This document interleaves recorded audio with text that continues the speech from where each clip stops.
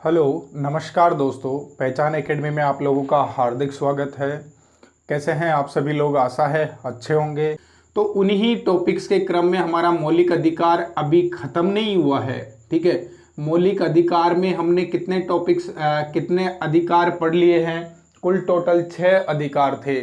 6 में से दोस्तों हमने पढ़ लिए थे 3 अधिकार। 3 अधिकार पहला पढ़ा था समता या समानता का अधिकार आपने, और उसके बाद में समता या समानता का अधिकार जिसका वर्णन आपने पढ़ा था भारतीय संविधान के अनुच्छेद 14 से लेकर के 18 के बीच में। दूसरा आपने पढ़ा था स्वतंत्रता का अधिकार, जहां से अधिकतर क्वेश्चंस पूछे जाते हैं। तो वो स्वतंत्रता का अधिकार आपने 19 से 23 पढ़ा था। उसके बाद में हमने पढ़ा था शोषण के विरुद्ध अधिकार। तो शोषण के विरुद्ध अधिकार 23 और 24 में डिस्क्रिप्शन उसका दिया गया है, ये हम लोगों ने पढ़ लिया था। अब दोस्तों इसी क्रम में जो आप लोगों के 3 मौलिक अधिकार है, तो 3 मौलिक अधिकार के आगे भी 3 और मौलिक अधिकार हैं, क्योंकि हमने पढ़े इसमें 2 तरह के संशोधन आपको देखने को मिलते हैं। एक आपका 44वां संविधान संशोधन जब किया गया भारतीय संविधान में, संविधान के मौलिक अधिकारों में, जो कि 1978 में, इसका सन भी याद रखना, ये बहुत इंपॉर्टेंट है, कई बार एग्जाम में पूछ लिया जाता है। तो 44वां संविधान संशोधन 1978 के तहत भारतीय संविधान के मौलिक अधिकारों में आपका जो संपत्ति का अधिकार है, उस संपत्ति के अधिकार को हटा दिया गया था। किसको? संपत्ति के अधिकार को हटा दिया गया था। यानी जो संपत्ति का अधिकार 30A में शामिल था, इसे यहां से हटा दिया भैया, और यहां से हटाने के बाद में 301 या 300A में क्या कर दिया? इसे कानूनी मान्यता प्रदान कर दी गई, या फिर कानूनी रूप से इसे मतलब एक स्थायित्व प्रदान कर दिया गया था। स्थायित्व प्रदान कर दिया गया था कि ये मौलिक या जनता को जो प्रदान किए जाने वाले अधिकार हैं उसके अंतर्गत नहीं माना जाना चाहिए। एक तरफ से आप भी सोच सकते हैं कि जब जनता को आप अधिकार दे रहे हैं, संपत्ति का अधिकार भी दे रहे हैं, तो संपत्ति का किस तरह का अधिकार में कुछ मापदंड होने चाहिए ना संपत्ति के अधिकार को लेकर के। तो उसी वजह से इसमें कुछ कानूनों को जोड़ करके, और ये ऐसा लगा कि इसको कानून के संरक्षण में रखा जाना चाहिए, इस वजह से इसको, इस आर्टिकल को यहाँ से हटा करके डायरेक्टली 300A में सम्मिलित किया गया। 44वें संविधान संशोधन 1978 अमेंडमेंट के तहत, ये आप लोगों को याद रखना है, क्या है, एग्जाम्स में पूछ लिया जाता है। इसके अलावा अगर आप मोटा झोटा जो भी हमारा जो बचा हुआ है वो चीज देख ले, पिछला हुआ जो आपको याद आ जाएगा।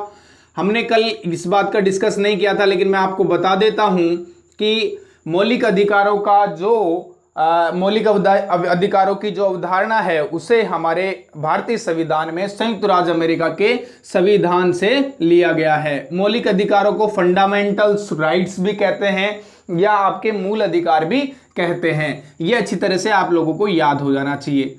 ठीक है, समता या समानता के अधिकारों में 14 से लेकर के अनुच्छेद 18 तक इसका वर्णन किया गया है। अनुच्छेद 14 से लेकर 18 तक में भी हमने कल डिस्कस किया था, अलग अलग तरह की बातों को समझा था, किस तरह के समानता की बात की जा रही है इसमें। ठीक है, समानता का अधिकार मात्र कह देने से समानता का अधिकार परिभाषित नहीं हो जाएगा, उसके अलावा उस समानता को आपको परिभाषित भी करना पड़ेगा, क्योंकि एक अच्छे लेवल के एग्जाम्स जो होती हैं उसमें इस तरह के क्वेश्चंस पूछ लिए जाते हैं। अब देखो कैसे समानता का जो अधिकार है उस अधिकार को, जैसे कि अनुच्छेद 14 से लेकर अनुच्छेद 18 तक उसकी मेन जो भावना है, उसकी जो मुख्य भावना है, उसको स्पष्ट तरीके से समझाया गया है। देखो कितना अच्छा संविधान है, कितने अच्छी तरीके से डेवलप किया गया है, और ये आप लोगों को याद होना चाहिए। नहीं होना चाहिए क्या? याद होना चाहिए, क्योंकि ये संविधान एक ऐसा संविधान है जहां हम देखो 1 करोड़ मतलब 125 करोड़ के समथिंग हमारी जो जनसंख्या है, इतनी बड़ी जनसंख्या को एक नियमावली, एक किताब के आधार पर मतलब उस पर शासन प्रशासन चलना। तो ये एक तरह से एक वास्तव में ही एक मतलब तारीफ के लायक बात है कि इस पुस्तक के माध्यम से इस नियमावली का जो मतलब ये पुस्तक मात्र तो नहीं है, लेकिन ये नियमों से बंधी हुई एक माला है। कहने का मतलब इसके अंदर रूल्स लिखे गए हैं, रेगुलेशंस लिखे गए हैं, बहुत सारे एक्ट्स लिखे गए हैं। तो उन सब चीज़ों को देखते हुए इतनी सारी जनता को एक सूत्र में पिरोए रखना, तो ये एक बहुत बड़े लेवल की बात होती है। तो इसी वजह से हम कह सकते हैं कि भारतीय संविधान हमारे लोकतंत्र की वास्तविक परिभाषा को परिभाषित करता है। तो इसी वजह से परिभाषित करता है क्योंकि भारतीय संविधान में देखो यहाँ आपको मौलिक अधिकार प्रदान किए गए हैं, और मौलिक अधिकारों में भी देखो किस तरह के एक एक शब्द को, एक एक अधिकार को किस तरह से आपके सामने डिफाइन किया गया है ना। वो भी एक तरह की काबिल तारीफ बात है। मतलब उन लोगों ने कितना आगे तक का सोचा। जब संविधान सभा ने संविधान की बैठकें की थी तो उस टाइम पर उन्होंने बहुत आगे तक की सोचा था कि आगे ऐसा हो सकता है, इस तरह के चेंजेस आ सकते हैं। तो उन सभी चीज़ों को, उन चेंजेस को ध्यान में रखते हुए, संविधान की जो मेन थीम थी उसको ध्यान में रखते हुए, सभी बातों का ध्यान रखते हुए इस तरीके से इसका डेवलपमेंट किया गया था। अब देखो समानता या समता का अधिकार, समता या समानता का अधिकार 14 से 18 तक था, जिसमें हमने 14 में अनुच्छेद 14 के अंदर पढ़ा था विधि के समक्ष समानता, यानी आप कानून के नजर में आपके लिए सभी समान है ना। विधि के समक्ष समानता अनुच्छेद 15, जहां पर आपके आर्टिकल 15 मूवी भी बनी है। धर्म, लिंग, जाति, रंग, भेद आदि के आधार पर किसी व्यक्ति के साथ में भेदभाव नहीं किया जा सकता है। यह भी एक अपने आप में मेजर बात है, ठीक है। एक तरह का ऐसा मतलब कानूनी की व्यवस्था जिसके अंदर इस तरीके से सारे शब्दों का यूज किया जाए और सभी लोगों को बराबरी का दर्जा दिया जाए, तो ये एक काबिल तारीफ एक व्यवस्था है। कहने का मतलब बहुत सारी कंट्रीज में तो इस तरह का भी सिस्टम नहीं है, ठीक है। अगर आप देखेंगे, पढ़ेंगे मतलब इस जो पॉलिटिकल है उसको, पॉलिटिकल रिव्यूज को आप इंटरनेशनली लेवल पे देखेंगे तो आपको काफी बेहतर डिफरेंस है जो भारतीय कॉन्स्टिट्यूशन में देखने को मिलेगा, ठीक है दोस्तों। अब आगे बात करते हैं, आर्टिकल 50 में है धर्म, जाति, लिंग, रंग, भेद के आधार पर आपके साथ में विभेद नहीं किया जा सकता है। उसके बाद में आर्टिकल 16 की बात करते हैं। आर्टिकल 16 में आपको दिया गया है लोक नियोजन में अवसर की समानता, यानी आप अल्पसंख्यक वर्ग में हो या किसी भी वर्ग में हो, उस वर्ग से संविधान को कोई लेना देना नहीं है। लेकिन जो मूल भारतीय है, या कहने का मतलब जो भारतीय है, ये जो भारतीय नागरिक है, उन सभी भारतीयों को लोक नियोजन क्षेत्र में उनको अवसर समान दिए जाएंगे। तो ये चीज आर्टिकल 16 में लिखी गई है, ठीक है। आर्टिकल 17 में हमने पढ़ा था अस्पृश्यता का अंत। बहुत बार, बहुत टाइम्स इस क्वेश्चन को देखा जाता है एग्जाम में कि अस्पृश्यता का या छुआछूत का अंत किस आर्टिकल में सम्मिलित किया गया है। तो ये चीजें आपको याद होनी चाहिए। आर्टिकल 17 में क्या है, आपका अस्पृश्यता का अंत है, जो छुआछूत जैसी लोगों की मानसिक बीमारी का अंत दर्शाता है, ठीक है ना। ये थोड़ा गंभीर तरह की बातें हैं, जब हम कभी बात करेंगे इस पर खुल करके तो खुले रूप में बिल्कुल आएंगे, क्योंकि ये ऐसी बातें हैं जो हमारी सामाजिक कुरीतियां और बुराइयां हैं जो व्याप्त हैं अभी तक, ठीक है। इन लोगों का कुछ लोगों की वजह से ये चीज़ें आज भी व्याप्त हैं और इनका दूर होना काफ़ी ज़रूरी है। और हम जैसे पढ़े लिखे लोगों को, आप जैसे पढ़े लिखे लोगों को आगे आना चाहिए, ताकि हमारे जो सामाजिक व्यवस्था है उसमें से इन बुराइयों को समाप्त किया जा सके। आर्टिकल 17 के बाद में हम देखेंगे आर्टिकल आपका 18। आर्टिकल 18 में क्या है, उपाधियों का अंत किया गया है भैया, उपाधियों का अंत। एक मात्र ऐसा संविधान जिसमें आपको उपाधियां नहीं दी जाएगी। कहने का मतलब कोई किसी पद पर है पर्टिकुलरली, उसको मतलब ऐसे कोई विशेष उपाधि नहीं दी जाएगी कि यूं नहीं कहा जाएगा कि भाई राजा महाराजा इस तरह का, ठीक है ना। पहले जैसे राजा महाराजा की उपाधियां हुआ करती थी, वैसी उपाधियों का सिस्टम ही खत्म है। अभी ये देखो, ये भी अच्छी बात है, ठीक है ना। तो ये आपको समता या समानता के अधिकार के तहत 14 से लेकर 18 तक जितने अनुच्छेद हैं उनमें परिभाषित किया गया है, ठीक। आगे बात करते हैं स्वतंत्रता के अधिकार की। स्वतंत्रता के अधिकार को अनुच्छेद 19 से लेकर अनुच्छेद 23 तक। अब देखो क्रम में याद करने का क्या फायदा होता है, आपने 14 से 18 याद रखा, 18 से के बाद में 19 से 23 याद रखेंगे, बड़ा आसानी से याद हो जाएगा भैया। पहले हम समानता की बात कर रहे हैं, सबसे पहले मौलिक अधिकारों में समानता की बात कर रहे हैं, उसके बाद में आपकी स्वतंत्रता की बात हो रही है। आपका मतलब है, मतलब मैं जो आपका कह रहा हूं ना, इस शब्द का मतलब है भारतीय लोगों की, भारतीय नागरिकों की। भारतीय नागरिकों की पहले समानता की बात मैंने कर ली, और अब हम बात करने जा रहे हैं स्वतंत्रता की बात करने जा रहे हैं। हमारे कॉन्स्टिट्यूशन के द्वारा भारतीय नागरिकों को कौन कौन सी स्वतंत्रता प्रदान की गई है, तो वो हमारा ये जो दूसरा मौलिक अधिकार है ये डिफाइन करेगा। स्वतंत्रता के अधिकार में कौन कौन से अनुच्छेद आते हैं, 19 से लेकर के 23 तक।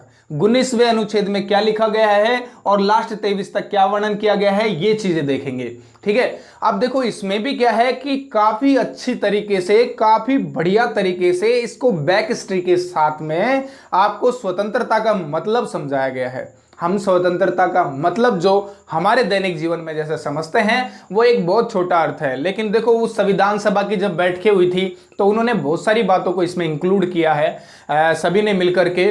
तो इतने सारे चेंजेस को एब्जॉर्ब भी नहीं कर सकते थे वो लोग, भविष्यवक्ता तो थे नहीं कि भविष्य में इतने सारे चेंजेस आएंगे तो उनको एब्जॉर्ब किया जा सके, लेकिन फिर भी उन्होंने देखो उसी टाइम पर काफी चेंजेस का एब्जॉर्ब किया है, उनको मतलब उसी टाइम पे डिफाइन करने की कोशिश की थी। तो ये जो स्वतंत्रता के अधिकार से रिलेटेड चेंजेस थे उन्होंने जो पहले लिखे हैं इसके अंदर, तो उनके बारे में बात करेंगे। आर्टिकल 19 से लेकर आर्टिकल 23 तक। आर्टिकल 19, जो आर्टिकल 19 है ना, उसके भी आपके 6 भाग हैं।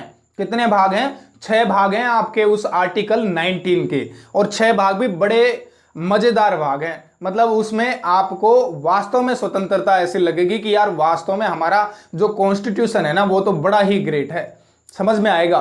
ठीक है, अब उसमें 6 भाग हैं। वैसे तो आर्टिकल 19 को क्या बोलोगे आप? अभिव्यक्ति की स्वतंत्रता। आर्टिकल 19 को क्या बोला जाता है? अभिव्यक्ति की स्वतंत्रता। ऐसा अधिकार जो कि व्यक्ति को अपने मूल रूप में या व्यक्ति की भावनाओं को प्रकट करने की स्वतंत्रता प्रदान करता हो, वो अभिव्यक्ति की स्वतंत्रता का मौलिक अधिकार है। ठीक है, तो ये अभिव्यक्ति की स्वतंत्रता में 19 में 6 अधिकार परिभाषित किए गए हैं, वर्णित किए गए हैं, सम्मिलित किए गए हैं, जो कहना चाहो जो कह सकते हो, लेकिन आपको समझना ज्यादा जरूरी है। 6 कौन कौन से हैं? सबसे पहले बोलने की स्वतंत्रता, जो कि सबसे ज्यादा जरूरी है। ठीक है, बोलने की स्वतंत्रता है। बोलने के बाद में आप क्या करोगे पता है? एक मतलब शांतिपूर्ण तरीके से लोगों को इकट्ठा करोगे। तो आप जब कभी हड़ताल करते हैं, छोटा मोटा धरना करते हैं, तो धरना करने की भी आपको स्वतंत्रता है। 19(2) में हो गया। 19(3) में आप क्या करोगे? सभा समूह संगठन आपको बनाने हैं, तो आप सभा समूह संगठन बना सकते हैं। 19(4) में आप क्या करोगे पता है? 19(4) में सभा संगठन बनाने के बाद में आपको आवागमन की आप देश में इधर से उधर जा सकते हैं। भैया आप जम्मू कश्मीर जा सकते हैं, कहीं भी किसी भी स्टेट के अंदर आप जा आ सकते हैं, किसी तरह का कोई प्रोहिबिशन नहीं है।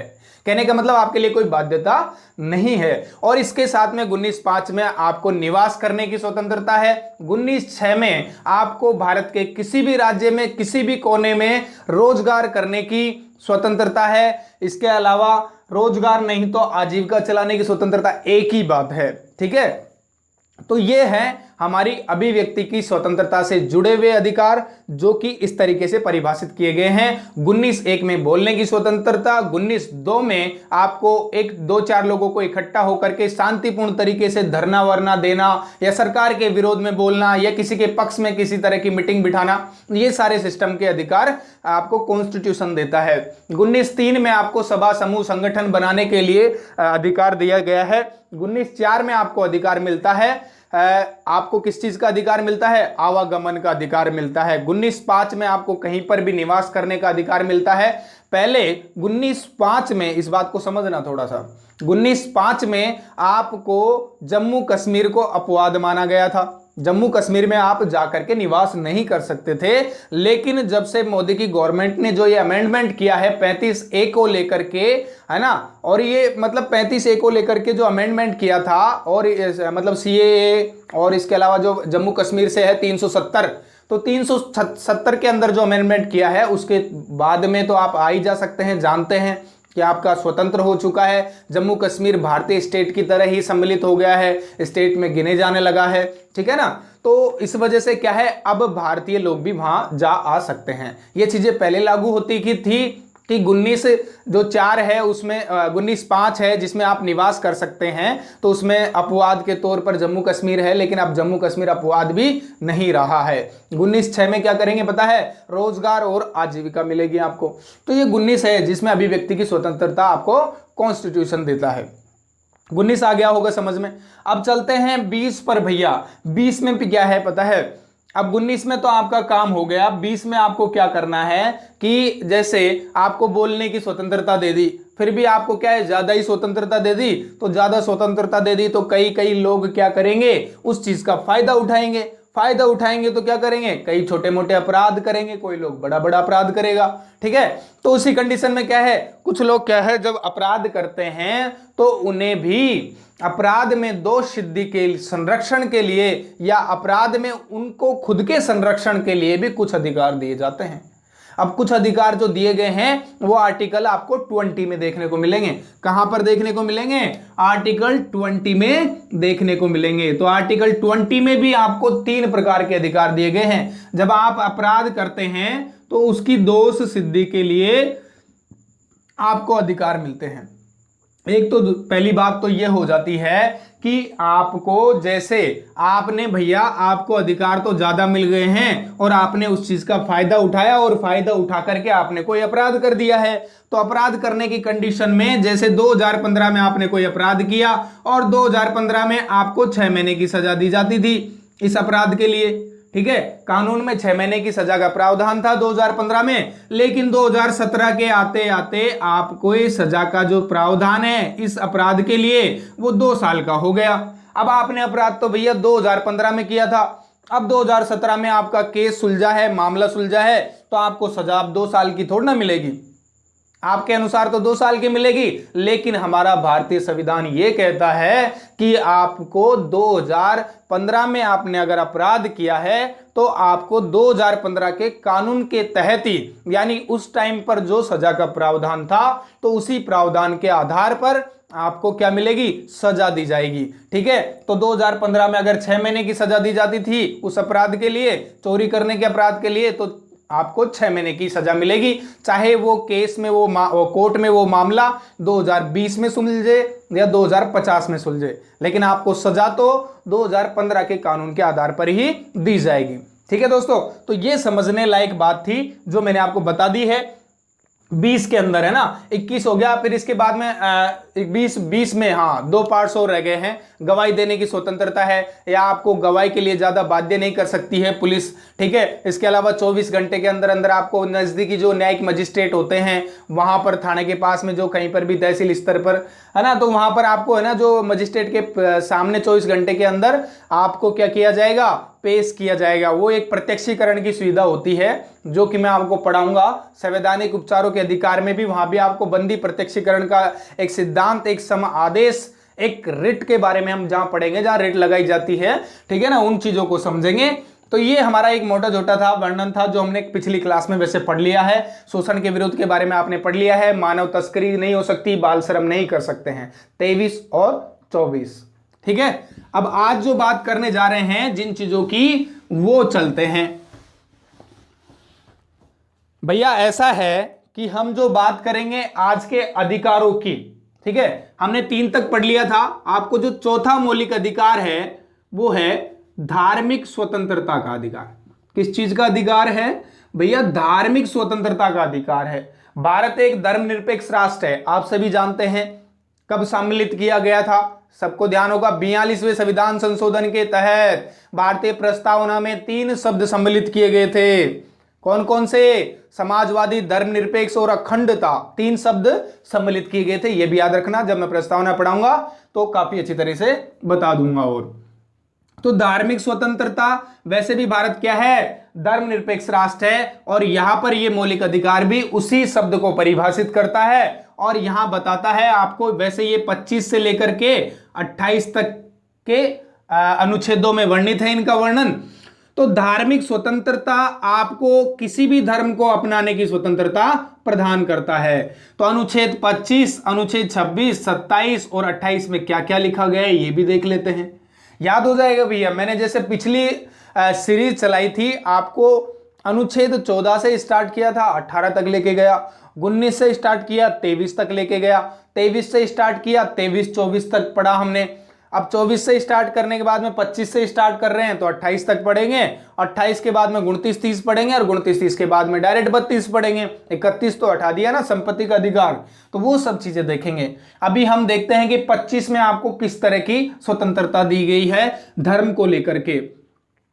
तो भैया धार्मिक स्वतंत्रता का मतलब है कि लोगों को, भारतीय जनता को किसी भी धर्म को अपनाने के लिए गवर्नमेंट कभी बाध्य नहीं करेगी। यानी भारत देश का कोई भी एक राष्ट्रीय धर्म नहीं है, कहने का मतलब किसी भी धर्म को उच्च लेवल पर या मुख्य रूप से मान्यता प्रदान नहीं की गई है। तो ठीक है, यही हमारी धार्मिक स्वतंत्रता है, यही हमारी पंथ निरपेक्षता है। हमारे लोगों को सभी प्रकार के धर्म अपनाने की स्वतंत्रता है, वो उसके लिए गवर्नमेंट प्रशासन भी आपको बाध्य नहीं कर सकता है। अनुच्छेद 25, 26, 27, 28 ये देखते हैं धर्म के उपलक्ष्य में। ठीक है, 25 में क्या दिया गया है भैया? 25 में ना आपको प्रचार एवं आचरण की स्वतंत्रता दी गई है। यानी किसी धर्म का आप प्रचार कर सकते हैं और किसी भी धर्म को अपना सकते हैं। तो इस चीज की स्वतंत्रता किसमें? 25 में दी गई है, अनुच्छेद 25 में। और अनुच्छेद 26 में दिया गया है कि मान लो आप किसी धर्म को मानते हैं और उसका प्रबंधन करना चाहते हैं, पूजा पाठ का आयोजन करवाना चाहते हैं, बड़ा कोई भव्य समारोह जागरण जैसा प्रोग्राम करवाना चाहते हैं, तो आप बिल्कुल करवा सकते हैं। आपको किसी तरह की यहां पर रोक टोक नहीं है। तो 26 में आपको क्या दिया गया है? 26 में आपको प्रबंधन की स्वतंत्रता दी गई है। किसको लेकर के? धर्म को लेकर के। ठीक है, आप अपने धर्म का प्रबंधन कर सकते हैं। 27 में आपसे किसी भी प्रकार का कोई टैक्स नहीं लिया जाएगा। कहने का मतलब अगर आपको मान लो आपकी आय विशेष रूप से ऐसे, जैसे एक मंदिर का पुजारी होता है ना, पुजारी आप समझ जाएंगे। ठीक है, मंदिर का पुजारी होता है, मंदिर में होता है। ठीक है, अब मंदिर में जो भी चढ़ावा आएगा, जो भी चीजें चढ़ती हैं, वहां पर पैसे चढ़ते हैं, या कहने का मतलब पुजारी को वहां मंदिर से क्या होती है? आय होती है। तो इस आय पर गवर्नमेंट टैक्स नहीं लेगी, यही बात है। ठीक है, इस आय से क्या है? गवर्नमेंट टैक्स नहीं लेगी, आपको टैक्स फ्री किया गया है। अगर आपकी आय धर्म विशेष चीज से हो रही है तो आपके धर्म को लेकर के हो रही है। ठीक है ना, तो यहां पर कोई टैक्स का प्रावधान भी नहीं है, बाध्यता नहीं है। वैसे आप अगर देश हित में टैक्स भरना चाहते हैं तो भर सकते हैं, लेकिन बाध्यता नहीं है कि भरना ही है। ठीक, बाध्य नहीं, ये भी आ गया होगा समझ में आपको। और फिर उसके बाद में चलते हैं 28 पर। 28 में क्या है कि किसी भी संस्था हो, जैसे, ठीक है, मैं बात करना चाहूंगा कि जैसे कोई भी शिक्षण संस्थान है, शिक्षा के संस्थान को लगा लेते हैं, तो शिक्षण संस्थान के अंदर आपको कभी भी धर्म विशेष से लेकर के कोई शिक्षा नहीं दी जाएगी। ऐसा नहीं है कि आपको यहां पर हिंदू धर्म ही पढ़ाया जाएगा या हिंदू धर्म के बारे में जानकारी दी जाएगी, मुस्लिम धर्म या किसी अन्य अल्पसंख्यक धर्म के बारे में कोई जानकारी नहीं दी जाएगी। ऐसा नहीं है कि पर्टिकुलरी रूप से, व्यक्तिगत रूप से ज्यादातर आपको हिंदू धर्म पढ़ाया जाएगा, ऐसा कोई प्रावधान नहीं है। किसी भी शिक्षण संस्थान के अंदर धार्मिक शिक्षा का प्रावधान नहीं है। कहने का मतलब वहां पर आपको धार्मिक शिक्षा पर जोर नहीं देना है, वहां पर जोर नहीं दिया जाता है। ऐसा मतलब ये सब बाहर की बातें हैं, शिक्षा से, एजुकेशन से बहुत दूर का सिस्टम है धर्म नाम का जो भी सिस्टम है ना। तो उसके बाद में देखते हैं 25 से 28 तक आपको समझ में आ गया होगा। सबसे पहले आपको धर्म अपनाने की स्वतंत्रता है, प्रचार करने की स्वतंत्रता है, और उसके बाद में आपको प्रबंधन करने की स्वतंत्रता है। उसके बाद में आपको टैक्स भी नहीं देना पड़ता है, और टैक्स नहीं देना पड़ता है, और इसके अलावा आपको स्कूलों में किसी धर्म को पढ़ाना भी नहीं पड़ेगा। ठीक है, तो ये धार्मिक स्वतंत्रता है। इसका फायदा बहुत लोग उठा रहे हैं, उठाते आए हैं और उठाएंगे भी शायद। ठीक है ना, तो ये धार्मिक स्वतंत्रता है, तभी तो दंगे फसाद होते रहते हैं। अभी खैर उस पर बातचीत नहीं करेंगे। पांचवें अनुच्छेद, पांचवें मौलिक अधिकार पे चलते हैं। पांचवा मौलिक अधिकार क्या कहता है? तो धार्मिक स्वतंत्रता के बाद में हमारा आता है शिक्षा एवं संस्कृति। शिक्षा एवं संस्कृति का जो आपका मौलिक अधिकार है, शिक्षा एवं संस्कृति का वर्णन 29 से 30 के बीच में है। अब भैया शिक्षा एवं संस्कृति, अब शिक्षा एवं संस्कृति कई बार कंफ्यूज करता है ये मौलिक अधिकार कि ये हमारे अधिकारों से रिलेटेड है, मतलब आम नागरिकों के अधिकारों से रिलेटेड है, सभी के अधिकारों से, लेकिन ऐसा नहीं है। इस शिक्षा एवं संस्कृति का जो अधिकार है ये स्पेशली अल्पसंख्यक वर्ग के लिए है। किस वर्ग के लिए है? अल्पसंख्यक वर्ग के लिए है।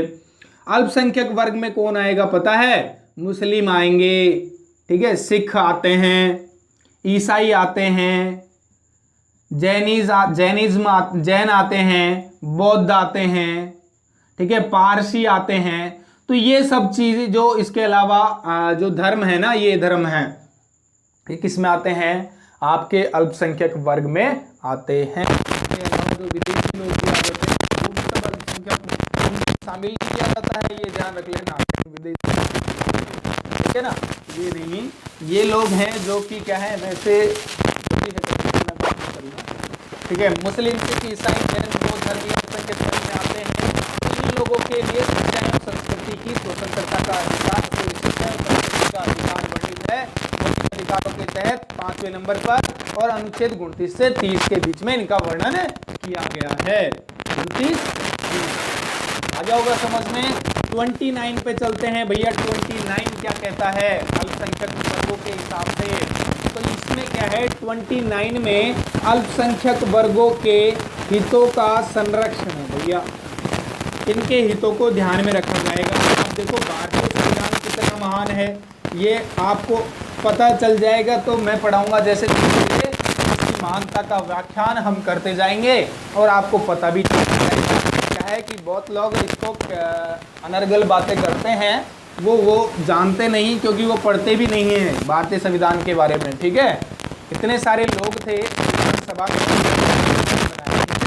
तो ये 29 है जो हितों का संरक्षण करता है, अल्पसंख्यक वर्ग के हितों का संरक्षण करता है। यानी कहने का मतलब है कि अल्पसंख्यक वर्ग चाहे तो भाषा, रंग, संस्कृति, मतलब ये जो चीज़ें हैं मेन चीज़ें हैं, उनकी थीम है भाषा, रंग, संस्कृति, है ना, तो इनको सुरक्षित रखने के लिए वो प्रयास कर सकता है, ये अधिकार उनको दिया गया है।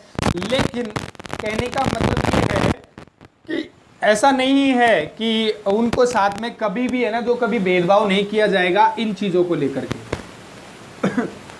वो क्या है? भाषा, रंग, संस्कृति के आधार पर उनको हितों का संरक्षण तो भारतीय संविधान के अंतर्गत आता है, लेकिन इसके अलावा यह भी आता है कि उन लोगों के साथ में या अल्पसंख्यक वर्गों के साथ में भाषा, रंग और संस्कृति के आधार पर या धर्म के आधार पर भेदभाव नहीं किया जाएगा। किसी तरह की जब सरकारी संस्था में अगर उनका एडमिशन लिया जाए, जैसे स्कूल में, गवर्नमेंट स्कूल में है, गवर्नमेंट जॉब के अंदर है, लोक नियोजन में है, तो उस तरह में अगर उनके साथ में भेदभाव नहीं किया जाएगा। ये उनके हितों के संरक्षण को दर्शाता है। 30 में चलते हैं। 30 में भी वही है। 30 में क्या है? अल्पसंख्यक वर्ग को शिक्षण संस्थान खोलना है भारत में, कोई कंपनी खोलनी है भारत में, ठीक है, शिक्षण संस्थान खोलना है, कोई कंपनी खोलनी है, या फिर इसके अलावा कोई प्रशासन के पद पर जाना चाहता है तो वो बिल्कुल जा सकता है, उनके लिए कोई रोक टोक नहीं है। यह अनुच्छेद 30 के अंदर लिखा गया है, ये ध्यान रखना। अब बात करते हैं हमारे लास्ट और फाइनल संवैधानिक उपचारों के अधिकार के बारे में। संवैधानिक उपचारों का अधिकार जो कि बहुत ही ज़्यादा इम्पोर्टेंट है। तो यहाँ हम लास्ट नंबर बात करेंगे संवैधानिक उपचारों का अधिकार, ठीक है, उपचारों का अधिकार, ये आपको समझ में आ जाएगा। 32 किसमें? अनुच्छेद 32 के अंदर इसका वर्णन किया गया है। संवैधानिक उपचारों का अधिकार 32 कैसे आ गया, हमने 30 तक पढ़ा है, मैंने फिर से बताया 30 हटा दिया गया, जहां से संपत्ति का अधिकार लिंक था, कानूनी तौर पर उसे मान्यता प्रदान की गई है, इस वजह से डायरेक्ट 31 हटा दिया गया है, इस वजह से हम डायरेक्ट क्या पढ़ते हैं 32 पढ़ते हैं, जिसे भारतीय संविधान को लिखने वालों के क्रम में भारतीय संविधान की ड्राफ्टिंग कमेटी, भारतीय संविधान की प्रारूप समिति, भारतीय संविधान की ढांचागत समिति, उस समिति के अध्यक्ष डॉक्टर भीमराव अंबेडकर ने इस अधिकार को संविधान की आत्मा कहा है। क्या कहा है? संविधान की आत्मा कहा है। ये याद हो जाना चाहिए।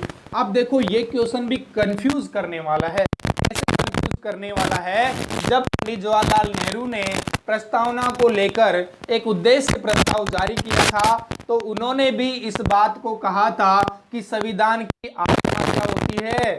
प्रस्तावना होती है। अब देखो संविधान की आत्मा कहने वाले दो लोग हैं, बी.आर. अम्बेडकर और एक दूसरे हैं पंडित जवाहरलाल नेहरू। तो ये दो हैं, तो इन दोनों के द्वारा संविधान की आत्मा बताया गया है। लेकिन याद रखना, अगर बी.आर. अम्बेडकर शब्द आता है तो आपको आर्टिकल 32 बताना है, संवैधानिक उपचारों का अधिकार बताना है, ठीक है। और यदि मान लो वहां उद्देश्य प्रस्ताव आ जाए, डायरेक्टली पूछा जाए कि संविधान की आत्मा किसे कहते हैं, तो वहां आपको लिखना है प्रस्तावना को। किसको कहते हैं? प्रस्तावना को कहते हैं।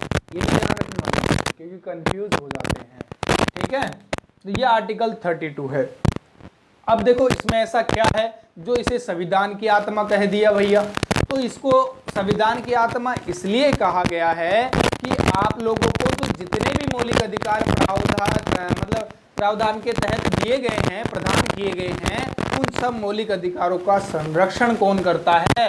ये 6 नंबर का आपका मौलिक अधिकार, यानी जो ऊपर के इसको लेकर के इसके साथ में जो ऊपर के जितने भी मौलिक अधिकार हैं, उन सभी के संरक्षण के या उनके हितों में काम करने का, उनकी सुरक्षा का जो जिम्मेदारी है वो इस अधिकार की है।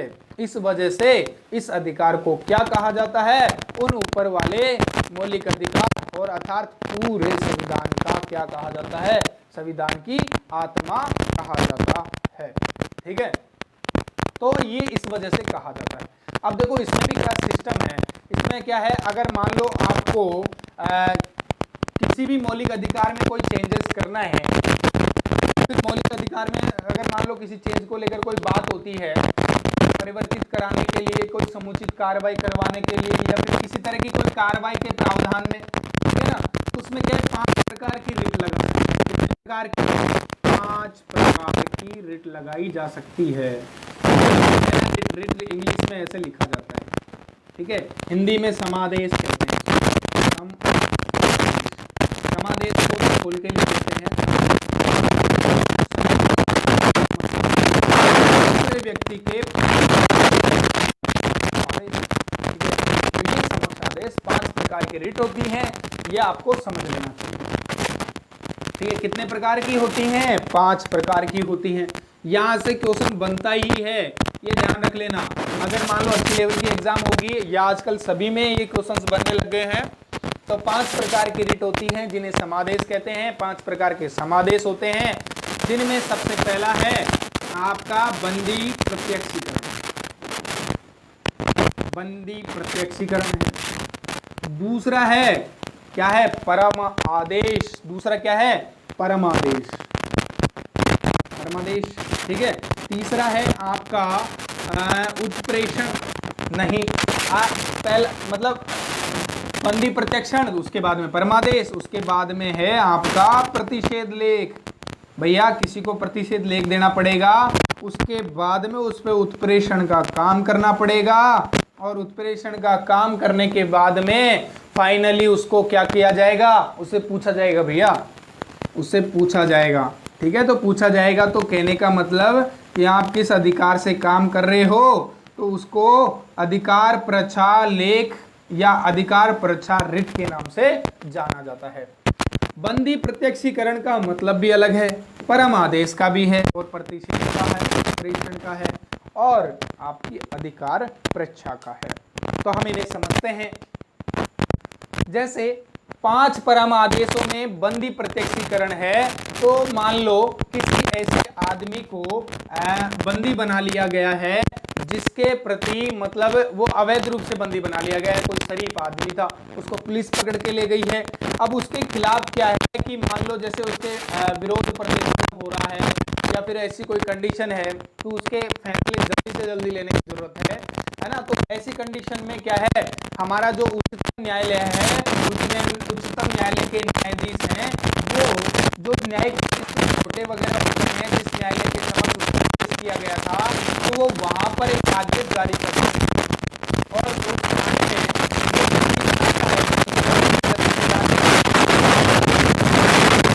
अपने नाम से करता है जिसमें ये लिखा जाता है कि भैया बंदी जिसको आपने बनाया है, जिस आदमी को, उसको मेरे प्रत्यक्ष में पेश किया जाए।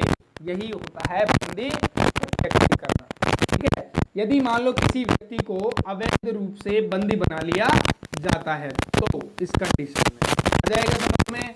ठीक है। तो क्या करता है, आपका हाई कोर्ट हो या सुप्रीम कोर्ट हो, तो वो एक आदेश जारी करता है और वही इसे उसके समक्ष पेश करने के लिए मजबूर करना पड़ता है। कहने का मतलब वो थानेदार साहब को या जो जिसने उसको बंदी बनाया है तो उसको वहां तुरंत प्रभाव के साथ में करना होता है। अब चलते हैं हमारे परम आदेश पर। ठीक है। परम आदेश में क्या है कि मान लो कोई पदाधिकारी है, भैया पदाधिकारी जितने होते हैं ना, तो पदाधिकारी अगर मान लो किसी सार्वजनिक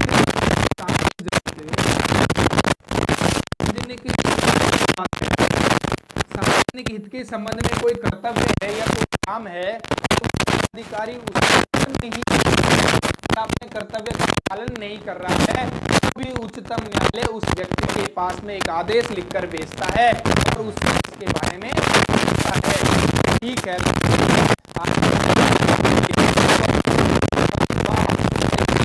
नहीं कर रहा है तो द्वारा, उच्चतम न्यायालय के द्वारा ये आदेश जारी किया जाता है उसके समक्ष। यही आदेश कहलाता है। आगे बात करते हैं हम प्रतिषेध लेख की। किसकी बात करेंगे? प्रतिषेध लेख की बात करेंगे। प्रतिषेध लेख क्या होता है? ठीक है। अब प्रतिषेध लेख होता है,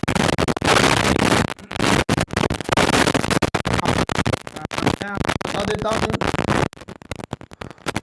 जैसे एक कोई छोटा कोर्ट होता है, एक तहसील लेवल पे कोई कोर्ट है, डिस्ट्रिक्ट लेवल पे कोई कोर्ट है और उसमें किसी मामले को मतलब उसमें किसी मामले को बहुत लंबे टाइम से रखा गया है, किसी मामले को बहुत लंबे टाइम से रखा गया है और उसको कर दिया गया है। तो अगर मान लो उस मामले में जब ये मामला